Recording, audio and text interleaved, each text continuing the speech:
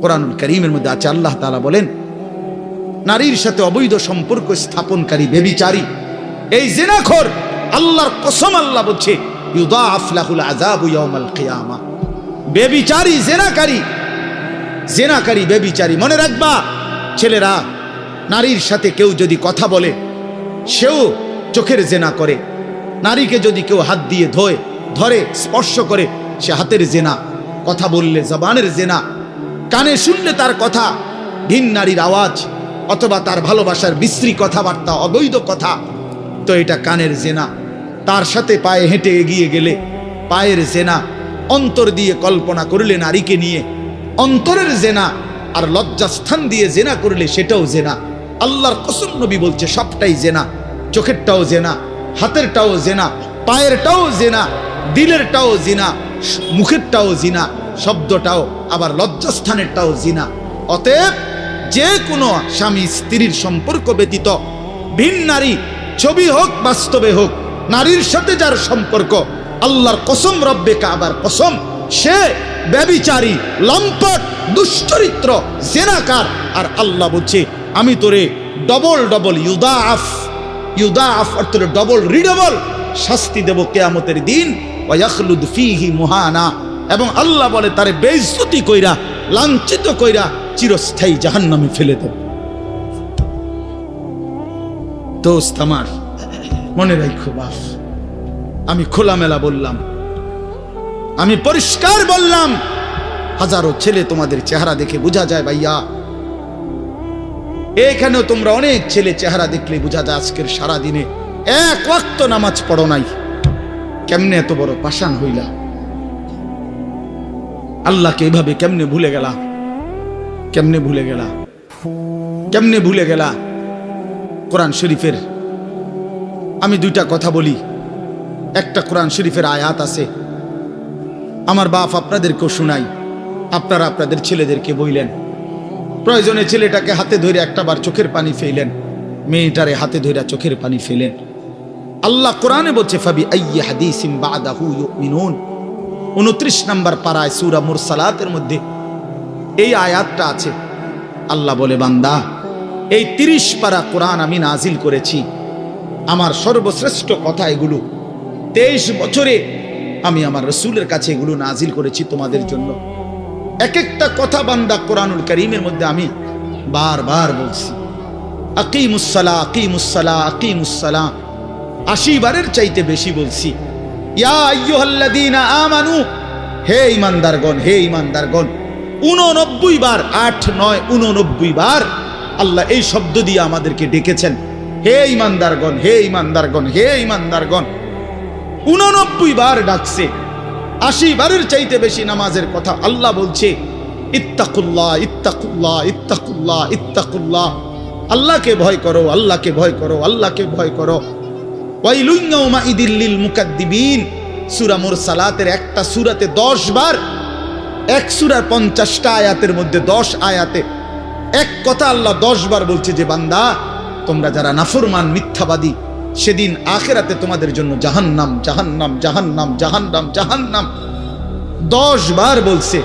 তো আল্লাহ বলতে চাচ্ছে, বান্দা, এতবার বললাম, এতভাবে বললাম, এত বড় শ্রেষ্ঠ কোরআন নাজিল করলাম, তুমি বান্দা এবার আমারে বলো যে বান্দা আমি আর কতবার বললে, আর কেমনে বললে, আর কোন কিতাব নাজিল করলে, এক একটা কথা আর কতবার বললে তুমি আমারে মানতা, তুমি বলো।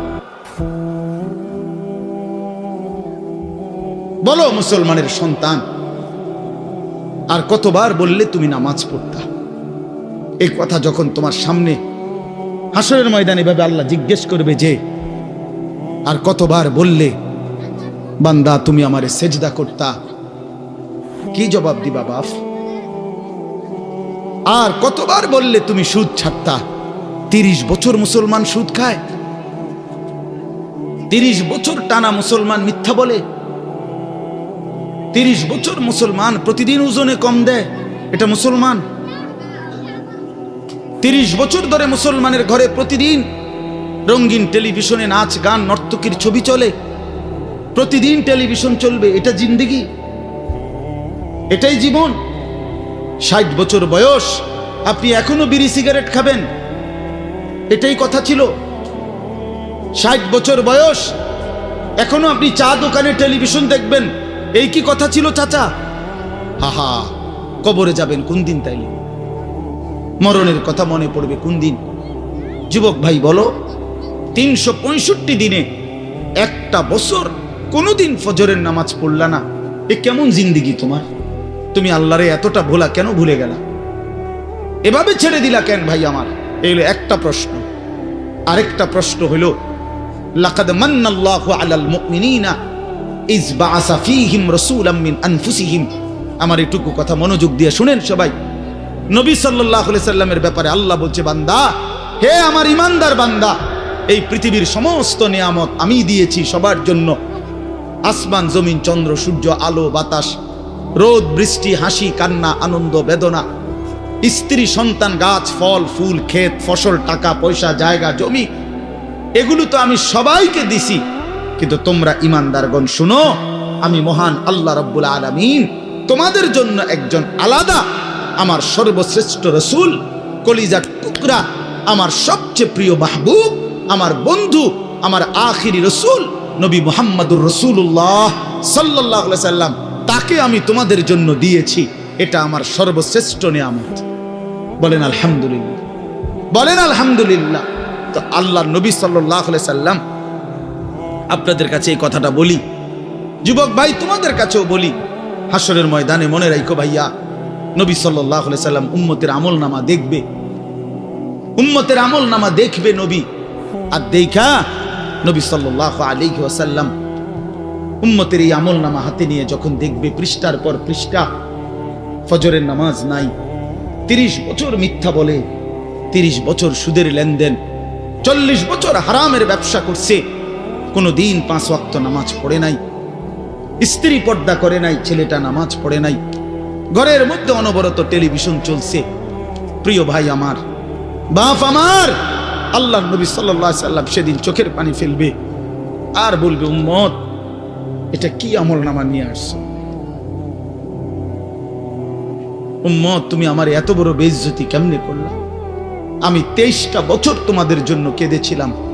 সারা রাত এশার নামাজের পরে নবী দাঁড়াইছে কানতে কানতে, ফজরের আজান পর্যন্ত নবী উম্মতের জন্য দোয়া করছে আর চোখের পানি ফেলছে।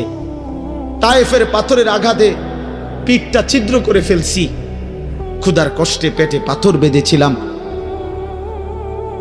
উহুদের দান দান শহীদ করা রক্ত নিয়ে উহুদের ময়দানে পড়েছিলাম বেহুশ হয়ে। ঘরের চুলায় 3 মাস আগুন জ্বলে নাই।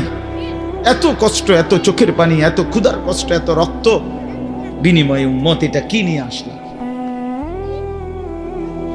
নামাজ কই, সেজদা কই, রুকু কই, ফজর, জোহর, আসর, মাগরিব, এশা কই, হারাম থেকে বাঁচা কই, হালাল উপার্জন কই, জিকির কই, তেলাওয়াত কই, আমার সুন্নাত কই?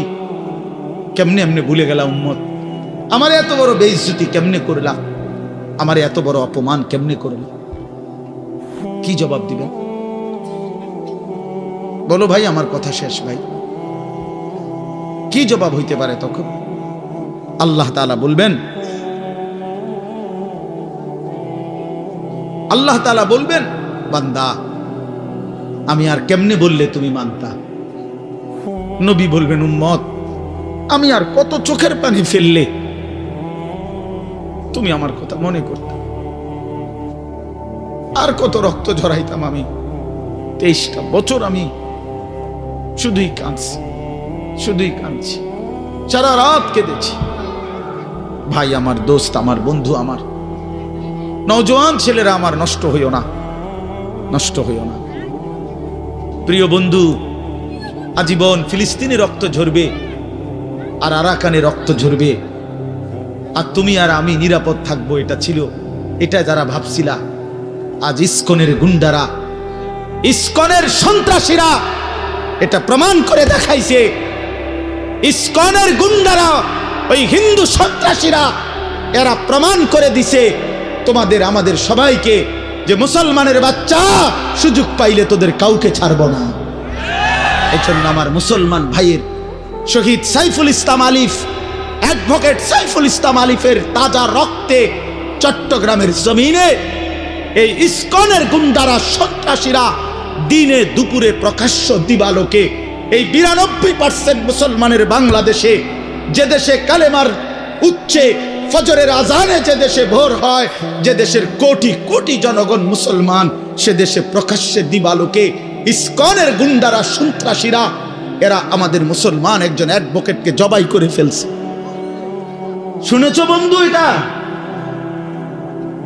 কি ভাবছ? জিন্দেগি শুধু মোবাইল টিপতে টিপতে শেষ হইব? তুমি কোনোদিন মুসিবতে পড়বা না? না,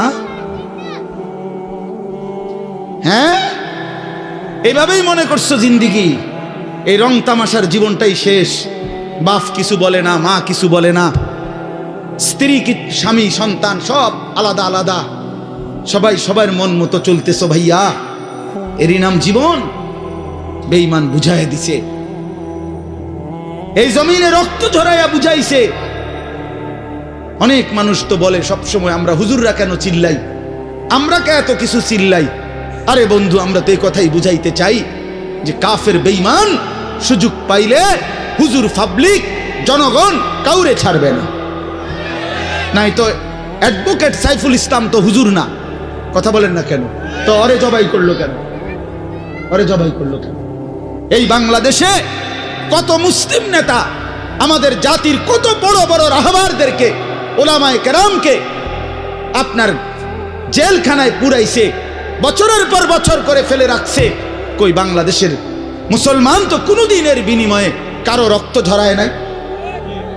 তাহলে ওই বেঈমানরা তাদের একজন কাফের, ওই চরিত্রহীন, তার নামে অসংখ্য নারী নির্যাতন, শিশু নির্যাতনের অসংখ্য অভিযোগ তার নামে, তারে বহু জায়গা থেকে বহিষ্কৃত করছে। এই চিন্ময় কৃষ্ণ দাস নামে একজন কাফের মুশরিক বেঈমান চরিত্রহীনের জন্য তারা মুসলমানের বাংলাদেশে জলজ্যান্ত একজন মানুষকে জবাই করে ফেলছে। আজকে আবার পেঁয়াজের ধমক দেয়, পেঁয়াজ বন্ধ করে দিবে, আলু বন্ধ করে দিবে। ইন্ডিয়া থেকে আমাদেরকে ধমকায়, আমরা পেঁয়াজ বন্ধ করে দিবে। আলু তার আব্বার, পেঁয়াজ কি ইন্ডিয়ার আব্বার? কথা বলো না মিয়া। তাইলে কিসের ভয় দেখায়? 110 কোটি জনগণ তাদের। আরে মুসলমান তো 110 কোটিকে ভয় পায় না, 210 কোটিকে ভয় পায় না। আমাদের সংখ্যা হিসাব না, আমাদের শুধু একজন, আগেও একজন, এখনো একজন, আগামী তো আমাদের একজন, তিনি আল্লাহ। তিনি কে? বলো যুবক, আরো জোরে বলো যুবক, দাঁড়াও বলো নওজোয়ান, দাঁড়াও জওয়ান, ওঠো নওজোয়ান, দাঁড়াও জওয়ান, দাঁড়াও জওয়ান, জাগো নওজোয়ান, ওঠো নওজোয়ান, হিম্মত করো নওজোয়ান, তাকবীর বলো জওয়ান, তাকবীর বলো জওয়ান, জোরসে বলো জওয়ান। নারায়ে তাকবীর! ইসলামের শত্রুরা, ইসলামের শত্রুরা, নারায়ে তাকবীর! ইসলামের শত্রুরা, নারায়ে তাকবীর! এটা মনে রাখতে হবে, এদেশ ইসকলের না, এদেশ মুসলমানের। বলো এদেশ ইমানদারের, এদেশে কালেমার পতাকাই উড়বে। এদেশে হিন্দু থাকুক মানা নাই, কিন্তু ইসকনের গুন্ডারা থাকতে পারবে না, ইসকনের সন্ত্রাসীরা থাকতে পারবে না। তোমরা যুবক জাগবা তো ইনশাআল্লাহ, তোমরা হুঙ্কার ছাড়বা তো ইনশাআল্লাহ। কলিজার খুন দিয়ে হলেও মাতৃভূমির স্বাধীনতা, সার্বভৌমত্ব, প্রতি ইঞ্চি জমিন আমরা রক্ষা করব ইনশাআল্লাহ। বলো ইনশাআল্লাহ, জোরসে বলো ইনশাআল্লাহ। বসো ইনশাআল্লাহ। মুসলমানের সন্তান হারে না, ইমান মরে না, ইমান মরে না, ইমানদার মরে না, ইমানদার শহীদ হয়, আর শহীদ মরে না, শহীদ বেঁচেই থাকে। শহীদ কি থাকে বলেন না? বেঁচেই থাকে, বেঁচেই থাকে। আমি তোমাদের সমস্ত যুবককে হাত জোর করে অনুরোধ করলাম, দোস্ত আমার, তোমরা আল্লাহর নাফরমানি ছেড়ে দাও, মোবাইলের আসক্তি ছেড়ে দাও, নারীর লোভ ছেড়ে দাও। বন্ধু, আমি যদি পারতাম তোমাদের প্রতিটা যুবককে বুকে জড়াইয়া বলতাম, আমার যদি সুযোগ হইতো তো আমি চোখের পানি ফেলে বলতাম, কেমনে বললে বুঝতা তোমরা? কেমনে বললে বুঝতা? কারো প্রতি কোনো হিংসা বিদ্বেষের কোনো দরকার নাই। দোস্ত, ধাক্কা ধাক্কি ঠেলাঠেলি করার সময় নাই। দিন বাঁচানো, ইমান বাঁচানো, ইসলাম বাঁচানো, আগামী জেনারেশন। আমার 3 বছরের বাচ্চা আছে, অনেকের ঘরে 2 বছরের বাচ্চা আছে, কোলের বাচ্চা আছে। আমাদের চেষ্টা করা উচিত আগামীর জমিনটা, আমাদের স্ত্রী সন্তান, আগামী প্রজন্ম যেন ইসলাম নিয়ে বাঁচতে পারে, ইমান নিয়ে বাঁচতে পারে। এটাই হবে সাধনা। আমাদের সন্তান, আমাদের প্রজন্ম যেন আজানের শব্দে বাঁচতে পারে। এই জন্য এই জমিন যদি আমরা নিরাপদ না রাখি, আমরা যদি আল্লাহকে সেজদা না করি, আল্লাহর নাফরমানি করি, প্রায় আমার বন্ধু, আমার বাপ, আমাদের উপরে আযাব আসবে, আমাদের উপরে আযাব আসবে। আল্লাহ বলছে, বান্দা, দুনিয়ায় ডুবে থাকার শাস্তি আমি বুঝাবো। কাল্লা সাউফা তা'লামুন সুম্মা কাল্লা সাউফা তা'লামুন, কবরেও বুঝাবো, জাহান্নামেও বুঝাবো। কাল্লা লাউ তা'লামুনা ইলমাল ইয়াকিন লাতারাবুন্নাল জাহিম সুম্মা লাতারাবুন্নাহা আইনাল ইয়াকিন। আল্লাহ বলেন, বান্দা, আজকে যদি কোরআন পড়ে, হাদিস পড়ে, ওলামায়ে কেরামের কথা শুনে, না দেখেই যদি কবর, হাসর, মিজান, ফুলসিরাত, আখিরাত বিশ্বাস করতা, ভালো হতো, ভালো হইতো। বান্দা, আজকে বিশ্বাস করলে, বুঝে নিলে, আমল করতে পারতা। তো নয়তো লাতারাবুন্নাল জাহিম, একদিন সচক্ষে হাসরের ময়দানে জাহান্নাম দেখবা, সব বুঝবা। সুম্মা লাতারাবুন্নাহা আইনাল ইয়াকিন, চোখে দেখে বিশ্বাস হবে, কিন্তু সেদিন আর লাভ হবে না। সেদিন আর কি হবে না ভাইয়া? লাভ। সুম্মা লাতুসআলুন্না ইয়াওমাইদিন আনিন নাঈম। আল্লাহ বলেন, আমি কিন্তু সেদিন হাসরের ময়দানে নিয়ে বান্দা তোমার জীবনে যা কিছু নিয়ামত দিয়েছি, আসমান, জমিন, চন্দ্র, সূর্য, গ্রহ, নক্ষত্র, আলো, বাতাস, রোদ, বৃষ্টি, হাসি, কান্না, আনন্দ, বেদনা, স্ত্রী, সন্তান, ছেলে, মেয়ে, গাছ, ফুল, ফল, ফসল, তোমার চোখের পলক, হাতের নড়াচড়া, তোমার নিঃশ্বাস, এক ফোঁটা পানি, এক লোকমা খাবার। আল্লাহ বলেন, আমি যা দিয়েছি, আমি বান্দা প্রতিটা নিয়ামতের কি হক আদায় করছো আমি জিজ্ঞেস করব। আমি ছাড়বো না বান্দা, আমি ছাড়বো না বান্দা। তুমি শুনছো আমি গাফুর, কিন্তু এটাও জানো তুমি আমি কাহার। তুমি এটা শুনছো আমি রহমান, এটাও শুইনো আমি জব্বার। আমি জুন্তিকাম, আমি প্রতিশোধ গ্রহণকারী, আমি প্রচন্ড শাস্তিদাতা, আমার আযাব বড় ভয়ানক। এজন্য ভাই আমার, বন্ধু আমার, চলো আজকে নিয়ত করি, কবরবাসীদের জন্য আমরা দোয়া করি, আর আমরা যারা জীবিত আছি আমরা আমাদের জীবন গঠন করি, বলি ইনশাআল্লাহ। একটা ছোট্ট কথা আগে বুঝেন, সবাই বুঝতে ভালো। কোরআনুল কারীমের মধ্যে আছে, হযরত মূসা আলাইহিস সালামকে আল্লাহ তাআলা প্রথম যখন তুর পাহাড়ে, আমরা সবাই জানি যে আল্লাহ তাআলা মূসা আলাইহিস সালামের সাথে তুর পাহাড়ে কথা বলছেন বহুবার, মানে ওয়াহি নাজিল করছে। আল্লাহর কথা মানেই ওয়াহি। তো প্রথমবার যখন মূসা আলাইহিস সালাম তুর পাহাড়ের ওই টিলাতে উঠলেন, তো সেখানে আল্লাহ তাআলা স্পষ্ট কোরআন শরীফে আছে, আল্লাহ তাআলা প্রথমেই বলে দিছেন, ইন্নী আনা রব্বুক ফাখলা'না আলাইক। মূসা, আমি তোমার রব, আমি তোমার মহান মালিক আল্লাহ। তুমি ফাখলা'না আলাইকা, তোমার 2টা জুতা খুলে ফেলো, 2টা জুতা খুলে ফেলো। আনা আখতারতুকা, আমি তোমাকে নির্বাচিত করেছি। ফাসতামি' লিমা ইউহা, অতএব আমি যা ওয়াহি নাজিল করতেছি, বলতেছি, তা মনোযোগ দিয়ে শোনো। তাহলে এখন কি বোঝা গেল? তাফসীরের মধ্যে আছে, জুতা খুলতে বললেন কেন? প্রশ্ন হলো, জুতা খুলতে বললেন কেন? কথা বললে বলবে। তো আল্লাহ তাআলা এটা বুঝাইছেন, মূসা, আমি রব্বুল আলামিনের কথা শুনবার আদব জুতা খুলে বসা, এই জন্য আদব শিখাইছেন, আদব শিখাইছেন। কোরআন সুন্নাহর ইলমের মধ্যে, কোরআন সুন্নাহর জ্ঞানের মধ্যে একটা জিনিস ভীষণ জরুরি, সেটা হলো আদব। 2টা জিনিস একসাথে গঠন করতে হয়। এজন্য আমাদের মাদ্রাসাগুলোতে 2 জিনিস একসাথে পড়ায়, একটা হলো ইলম আর একটা হলো আদব। এজন্য মাদ্রাসাওয়ালারা তাদের বাচ্চাদেরকে যেমন পড়ায়, তো বাচ্চার ওযু, গোসল, চলা ফেরা, উঠা বসা, কথাবার্তা, চাল চলনের দিকেও নজর রাখে, যে ছেলেটা দাঁড়াইয়া পেশাব করে কিনা, ছেলেটা টয়লেট পেপার ব্যবহার করে কিনা, দস্তরখান বিছায়া খানা খায় কিনা, বাবা মাকে সালাম দেয় কিনা, ইত্যাদি ইত্যাদি। মানে শুধু শব্দ মুখস্থ করছে, পড়া দিছে, পড়া নিছে, এটা না, তার সাথে সাথে তার জীবন গঠন হচ্ছে কিনা, আদব শিখতেছে কিনা, আখলাক শিখতেছে কিনা, এইটা হলো একই সাথে লক্ষ্য থাকে।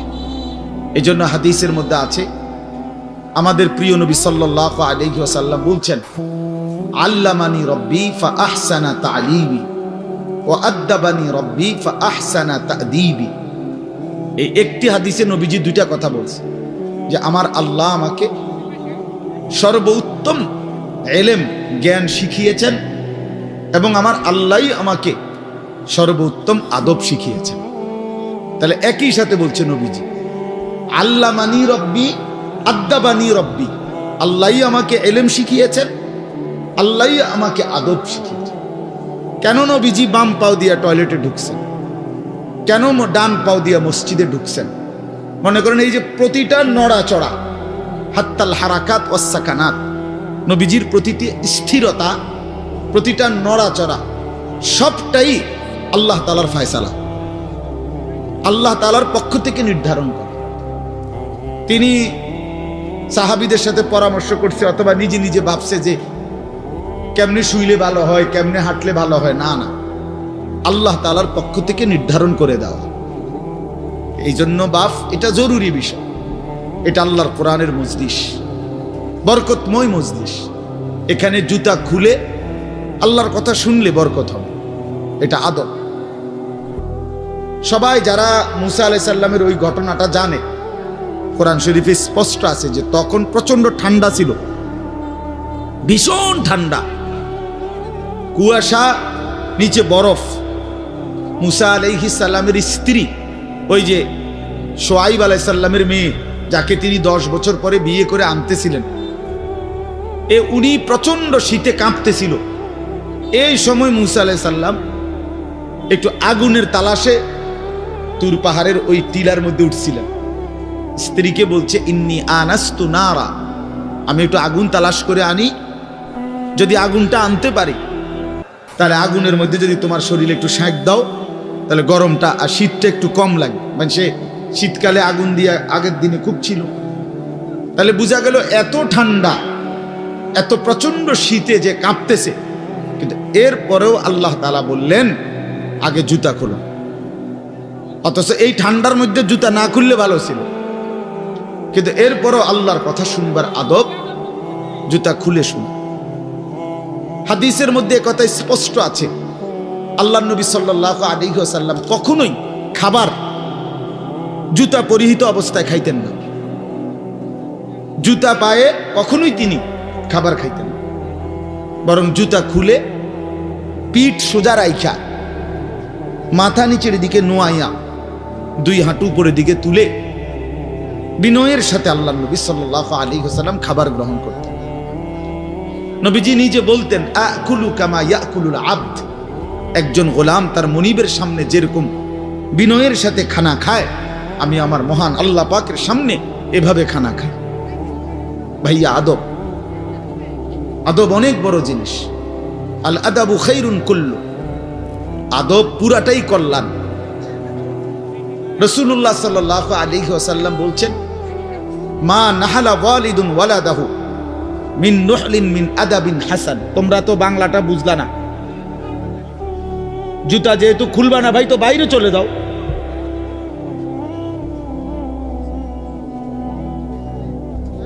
আশ্চর্য মানুষ।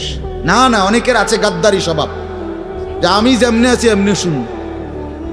এটা সিধা করতে হবে। জিন্দেগি যদি সোজাই না হয় তো বললাম কারে,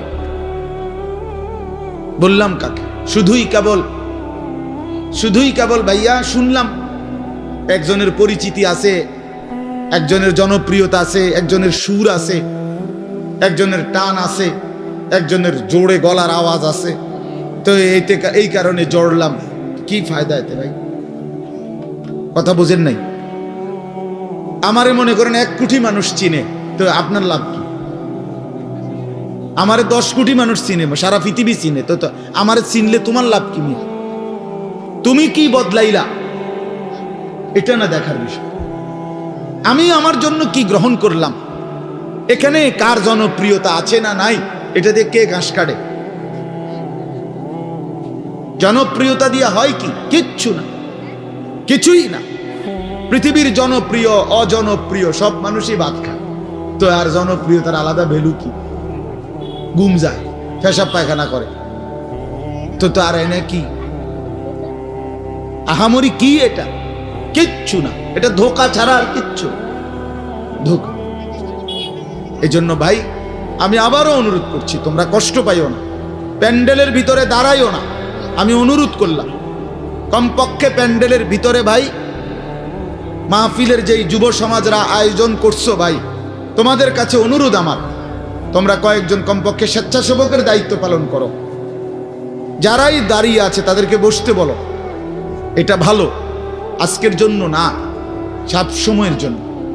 হাদিসের মধ্যে আছে হযরত জিবরাইল আলাইহিস সালাম নবীজি সাল্লাল্লাহু আলাইহি সাল্লামের কাছে, শুনতেছেন আপনারা, নবীজির কাছে যখন হযরত জিবরাইল মানুষের আকৃতিতে আসতেন, জিবরাইল আলাইহিস সালাম কখনো কখনো তার মূল আকৃতিতে অদৃশ্যভাবে ওহী নাজিল করতেন কোরআন, আবার কখনো কখনো মানুষের সুরত ধরেও নবীজির সামনে আসতেন।